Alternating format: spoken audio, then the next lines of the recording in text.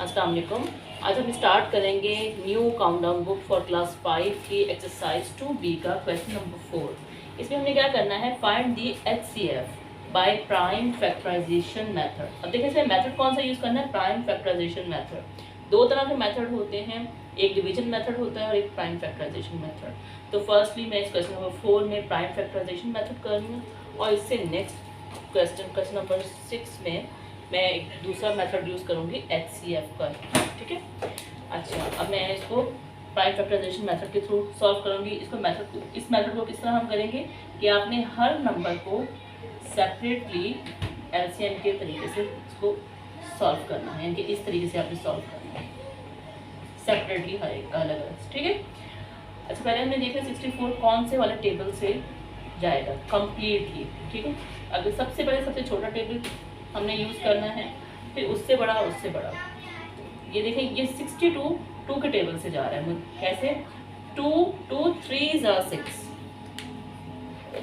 अच्छा, पूरा नंबर जो है वो उस टेबल से जाना चाहिए। जैसे 2 3 6, 3 6 है, 2 4 8, सॉरी 2 2 4, 2 4, ठीक है। अगर हम इसको चेक भी कर सकते हैं, अगर समटाइम हमें स्टार्ट में समझ में नहीं आ रहा किस तरीके से करें, तो एक जो है वो डिवीजन के तरीके से हम इसको करके देख सकते हैं। यहाँ पे मैं आपको रफली बता रही हूँ कि 64 को अगर आप 2 से डिवाइड करेंगे, 2 3 6, ठीक है। यहाँ पे माइनस करेंगे, इसमें से कुछ भी नहीं बचा। फिर नेक्स्ट जो है 4 उतारें, 2 2 4। अगर रिमाइंडर कुछ नहीं बचा, इसका मतलब है ये नंबर जो है इसको कम्प्लीटली डिवाइड कर रहा है, तो इसका मतलब है यहाँ पे ये नंबर लिखा जाएगा और जो ऊपर वाला नंबर होगा वो इस जगह पे लिखा जाता है, ठीक है। इसको चेक करने का तरीका ये है। अच्छा, उसके बाद जो है ये 32 देखिए 2 के टेबल में आता है। जी हाँ, आता है। कैसे? 2 1 2। अब देखिए 1 इसमें से बच जाएगा क्योंकि 2 1 2 है। 3 में से 2 को माइनस करेंगे तो 1 बच जाएगा। 1 और 2 कितना हो जाएगा? 12।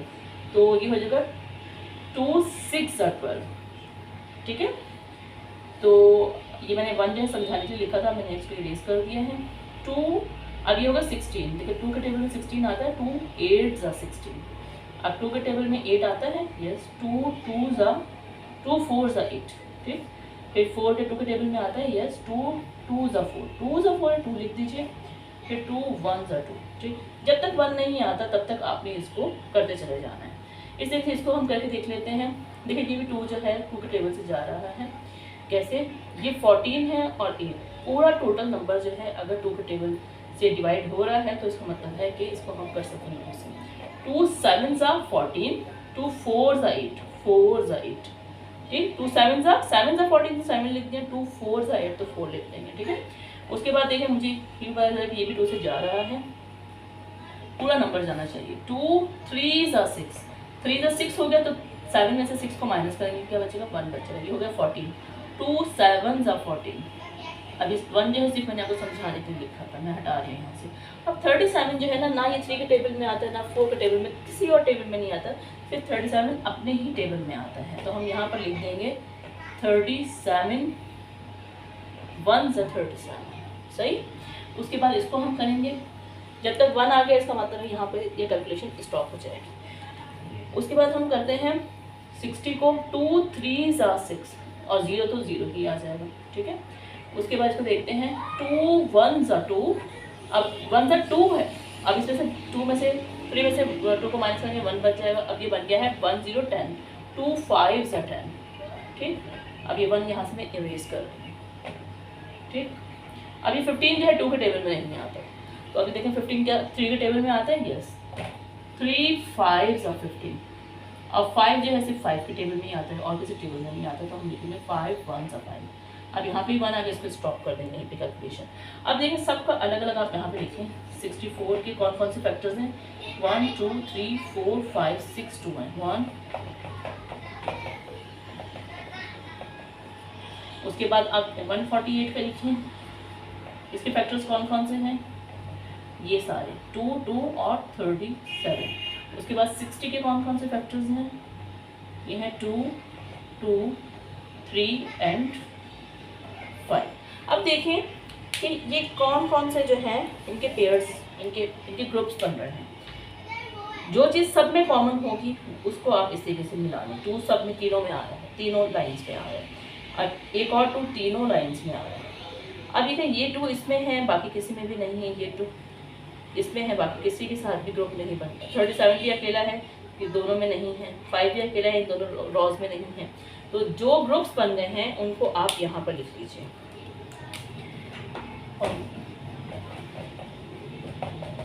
एक 2 ये है, जिनका ग्रुप बन गया उसको आप एक बार लिख लीजिए।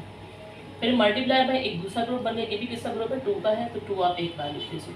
ये 2 2 4, तो HCF जो है इसका आ गया 4। ठीक है। अच्छा, इसी तरीके से हम इसी मेथड के थ्रू हम नेक्स्ट क्वेश्चन करेंगे, क्वेश्चन नंबर 3।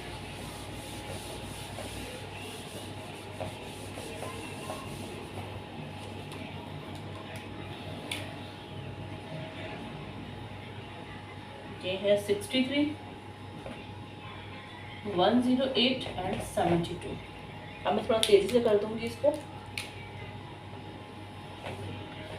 63, 108 और 72। 63 तो देखें, ये 2 के टेबल से हम करेंगे तो 2 के टेबल से नहीं जाएगा। अब मैं आपको वैसे करके दिखा देती हूँ। 2 3 ज़ा 6 तो हो गया, माइनस का कुछ नहीं बचेगा, 3 नीचे उतारा, लेकिन 2 2 ज़ा 4, 2 1 ज़ा 2, 2 1 ज़ा 2, माइनस करेंगे 1 बच जाएगा। अब ऊपर कोई भी नंबर नहीं, इसका मतलब नीचे 1 बच रहा है, रिमाइंडर अगर बच रहा है इसका मतलब ये चीज़ नहीं कैंसिल होगी। सही। अब 60 टेबल जो है देखें 3 के टेबल में आ रहा है, सॉरी 3 2 ज़ा 6, 3 1 ज़ा 3, ठीक। 3 देखें, 3 7 ज़ा 21 और 7 1 ज़ा 7। अब ये देखें 2 के टेबल से ये 108 जा रहा है, कैसे, 2 5 ज़ा 8 एंड 2 4 ज़ा 2 5 ज़ा 10 एंड 2 4 ज़ा 8। उसके बाद 2 2 ज़ा 4, फिर यहाँ 1 बच गया, 2 7 ज़ा 14। ठीक है, ये समझाने के लगाते हटा रही हूँ। 27 अब 2 के टेबल में नहीं आता, ये 3 के टेबल में आता है। 3 9 ज़ा 27, 3 3 ज़ा 9 और 3 1 ज़ा 3। अब 1 आ गया, इसको यहीं पर कैलकुलेशन छोड़ देंगे। नेक्स्ट देखें 2 3 ज़ा 6, 3 ज़ा 6 हो गया, 1 बच गया, ये हो गया 12, 2 6 ज़ा 12। ठीक है।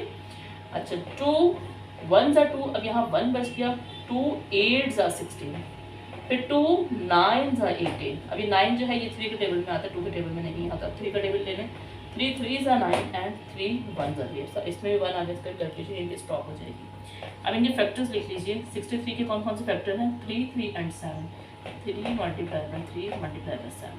108 के कौन कौन से फैक्टर्स हैं, 2 2 3 3 एंड 3। 72 के कौन से फैक्टर्स हैं, 2 2 3 एंड 3। अब देखें जो चीज़ तीनों ग्रुप में आनी, जो चीज़ कॉमन है, कॉमन का मतलब है तीनों रॉज में आनी चाहिए, उनकी आप जो है वो पेयर्स बना लीजिए। तो अच्छा हाँ, 3 जो है, अब देखो 2 इसमें भी है, इसमें भी, इसमें नहीं, तो हम इसके पेयर नहीं बना सकते। 3 इसमें भी है, इस लाइन में भी है और इस लाइन में भी, एक पेयर तो 3 का ये बन गया। नेक्स्ट 3 का पेयर, हाँ 3 इसमें भी है, इसमें भी है और इस लाइन में भी है, तो ये पेयर बन गया। अब देखिए 7 इसमें है, बाकी किसी में भी नहीं है। ये 3 इसका कोई पेयर, कोई ग्रुप नहीं बन रहा, तो इसको यहीं पे स्टॉप कर। बस इनके HCF क्या आएगा,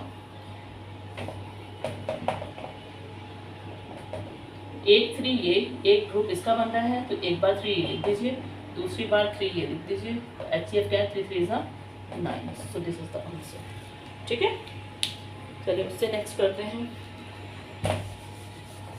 इसी का सी पार्ट।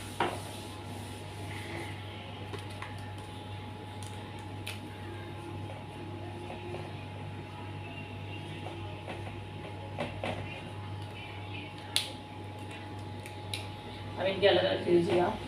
26 96 102, 2 1 ज़ा 2, 2 3 ज़ा 6 और 13 के टेबल में आता है। 13 1 ज़ा 13, 3 के टेबल में भी नहीं आता, 13 4 किसी भी और टेबल में आता, 13 के टेबल में आता, तो डायरेक्ट इससे कर दीजिए। फिर हो जाएगा 2 4 ज़ा 8, फिर 1 बच जाएगा, 16 हो जाएगा, 2 8 ज़ा 16। ये 1 मैंने आपको समझाने के लिए लगाया था। 2 2 ज़ा 4, 2 4 ज़ा 8, 2 1 ज़ा 2, 2 2 ज़ा 4, 2 6 ज़ा 12, 2 3 ज़ा 6 एंड 3 1 ज़ा 3, अब 1 आगे यहीं तक कंफ्यूजन स्टॉप हो जाएगी। अब ये भी 2 5 ज़ा 10, 2 1 ज़ा 2, ठीक है। अब ये 51 जो है ये 3 के टेबल 2 के टेबल में नहीं आता, 3 के टेबल में आते तो कैसे, ठीक है। 3 1 ज़ा 3, अब इसमें से 1 ज़ा 3 करके 1 ज़ा 3 करके और इसमें से 2 बच जाएगा। देखिए 51 को अगर हम 3 से करते हैं तो 3 1 ज़ा 3 होके माइनस करेंगे, 5 में से 3 को माइनस किया तो क्या बचेगा, 2 बच जाएगा। नेक्स्ट 1 होता है 3 7 ज़ा 21, ठीक है। अब नीचे देखें माइनस करें कुछ भी नहीं बचता, तो 17 तो आप यहाँ पर लिख दीजिए और ये 3 जो है मैंने यहाँ पर लिख दिए हैं, ठीक है। अच्छा अब जो है हमने 17 लेना है क्योंकि 17 के टेबल में आता है, 17 1 ज़ा 17। आप सबके आप फैक्टर्स आप लिख लीजिए, 26 के फैक्टर्स आ रहे हैं 2 and 13, उसे 96 के फैक्टर्स आ रहे हैं 1 2 3 4 5 और इसके 1 0 2 के फैक्टर्स आ रहे हैं 2 3 and 17। आप देखेंगे ग्रुप्स बनाएं, एक तो ये 2 का ग्रुप बन गया, ठीक है, और इसके अलावा किसी का भी ग्रुप नहीं बन रहा है, तो इसका HCF जो है वो क्या आएगा, HCF इसका 2 आ जाएगा। दिस इज़ द आंसर, ठीक है। आज के लिए इतना ही काफ़ी है। अगर आपको मेरी वीडियो पसंद आई हो तो इसे लाइक कर दीजिए, सब्सक्राइब कर दीजिए और शेयर कर दीजिए। अल्लाह हाफ़िज़।